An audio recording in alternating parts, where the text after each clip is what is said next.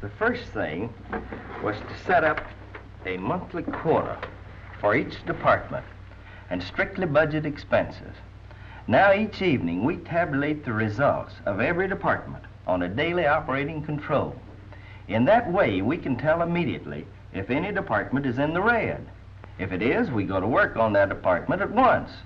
In other words, you're set up so that if you do the volume of business you set out to do, you know that you're going to take care of all expenses.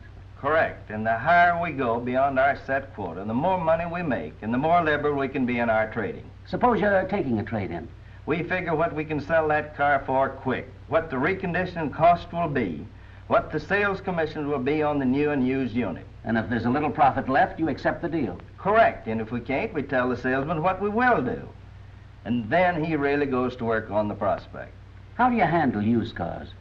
As soon as they come in, we decide immediately whether they are to be wholesaled, junked, or reconditioned. If it's to be wholesaled or junked, we do it at once. If it's to be reconditioned, we don't do any more than we have to make the car safe and look good. Our used car quota is set up on the basis of the sale of 4% of our daily inventory. And we don't close up the place at night until we have done everything humanly possible to move that 4%. The price we put on the car is not necessarily what we'll finally take for it. And that goes for every unit on our lot. The selling price depends on whether the offer made will wash out with the profit and whether the used car has been on our lot over 30 days. What effect has this change had on your operation? Well, when I started this plan in 1939, we had 121 used cars in stock.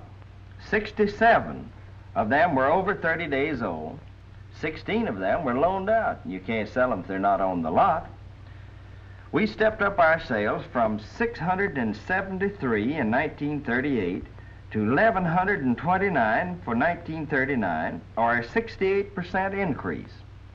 And we increased our net profits 75%. The nice part of it was that we ended up with exactly 38 used cars, only 9 of which were over 30 days old. That certainly speaks well for your plan. Come in, Johnson. New customer. Mrs. Bryce sent her in.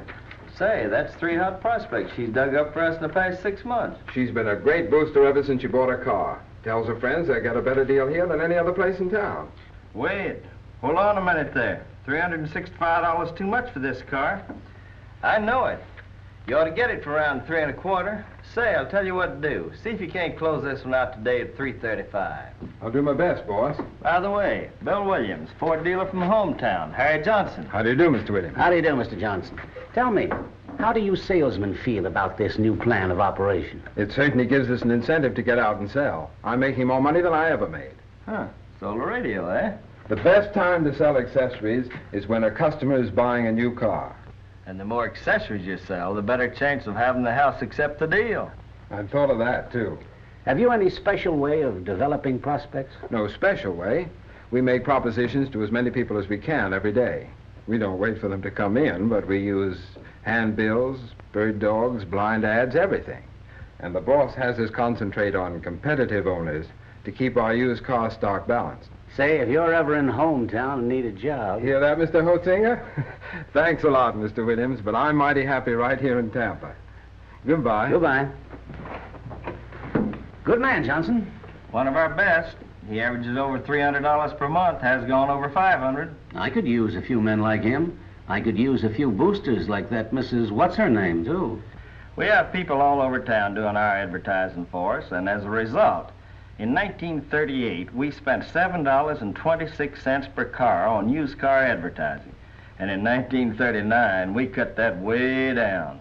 From what Johnson said, I take it you let your salesmen make their own appraisals.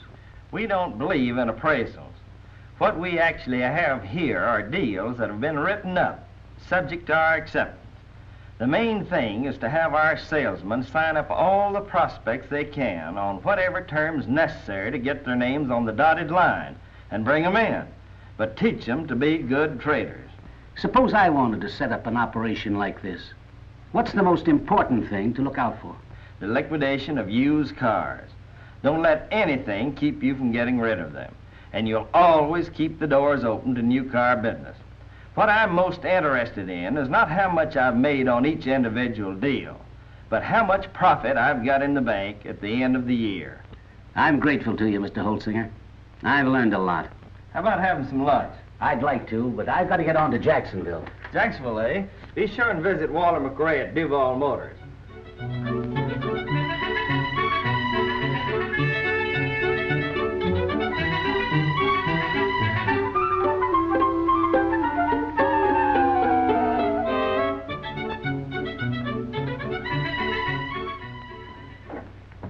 Still, about a year ago, we decided the honeymoon in this business is over.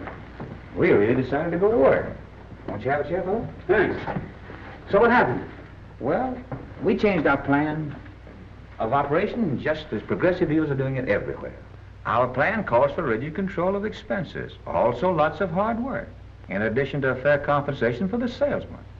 Last but not least, we have a profit-sharing proposition for our 5 department heads. This puts every man to work and ensures us a good profit. What about used cars? Oh, I knew you'd ask about that. That's the easiest. Let's leave that to the last. And are you satisfied with the new plan? We are making money. The money's in the bank, not in used cars, so you be the judge. I think there's more money to be made in the future Ford business than in the past. And that even includes the Model T days. Seems to me that you fellas in the South have the advantage over the rest of the country with your year-round selling season. Well, our experience was the same as dealers in other parts of the country before we changed over. But your expenses must be considerably lower, aren't they? At a meeting of the 100 car dealers last summer, I found some dealers who had a lower new car expense than I have. I'm going to bring mine down even lower, except the salaries and commission. In this type of operation, a lot more depends on management than climate. Let me go over your figures again. Fire away, fella. You say you increased your new car business 100% over last year. How does that compare with other dealers? I understand the increase is about 1/2 that amount. And you made a $3,000 gross profit on used cars in 38 and lost $61,000 in 39. Doesn't exactly sound like good news, does it, Bill? And yet your net return in 39 was 4 times greater than it was the year before. It just doesn't make sense to me. Maybe not, but it makes dollars and cents to me. A year ago in January, we sold 64 cars with a total expense of $13,500 and made $2,500 net. The same month this year, we sold 105 new units with a total expense of $12,500 and banked $6,500 net. We cut our used car stock 50 units, and there's nothing more convincing than cash in the bank. It always convinces me. Furthermore, our salesmen are earning more money, and the business is in a much more liquid condition. You see, we never lose sight of the fact that the primary reason we're in business is to sell more new cars and trucks, thereby building up our parts and service so they will carry more of our total overhead. That's how we make our money. But what about those used cars? Oh, that's easy, fella. We'll get that at a later date. Let me go over what you told me this morning. You forecast the coming month's sales and expenses. You set up an anticipated used car loss based on the new car gross you'll have. But what if you start falling behind in your projection? When that happens, and it does occasionally, we offer extra money in the form of bonuses. How do you work these bonuses? We give cash bonuses to our men at their regular daily sales meeting. By the way, it's 1:30 and it's time for our meeting. Would you like to attend the meeting and see how it works in actual practice? Yeah. And fellas, the boss just told me we've got too much money in the bank. Right after this meeting, I want you all to go out and buy some used cars for it. Well, fellas. Fellas, how many deals we got today? One. Sales manager, pay these fellas $5 for those 2 deals this morning. Now, this afternoon, fellas, every deal that you close and bring into the house, we pay $5 extra commission whether accepted or not. $10 for the first deal. What do you say to that? Well, that certainly got action. Well, that's just another way to keep them out, bringing in the business. It also keeps them hanging around the showroom. We try to work all the angles. We put out a lot of offers each day, and they bring us in lots of good business. We have good results from individual dealer newspaper ads that carry post office box numbers. They advertise credit memorandums, used cars, or demonstrators. We have our salesmen deliver every paid-up contract direct to the home, along with a letter of appreciation signed by me. They are excellent prospects for new cars right then and there. Their credit is already established, and their used car will usually make the down payment. I always make it a point of saying a few words to a customer when he takes delivery. Mr. Smith, let me thank you for this order for this car. I hope you enjoy the use of it. Say, please don't tell anyone how much money I gave you for the old car. Thank you very much. To help move used cars, we run liner ads featuring units priced below the market. We also put on 1-hour sales of cars of the same year and model, all at one price. Customers to take their choice. We send out photographs of special body units or cars with special equipment and mail them to a selected list of owners. It doesn't seem to me that you're doing anything here that we couldn't do back home. Still, my town is different. If folks are still getting married in your town and eating regular, this plan will work in your town. You mentioned about the increased earnings of your salesmen. How much do you pay them? Well, let's go into my office and I'll show you.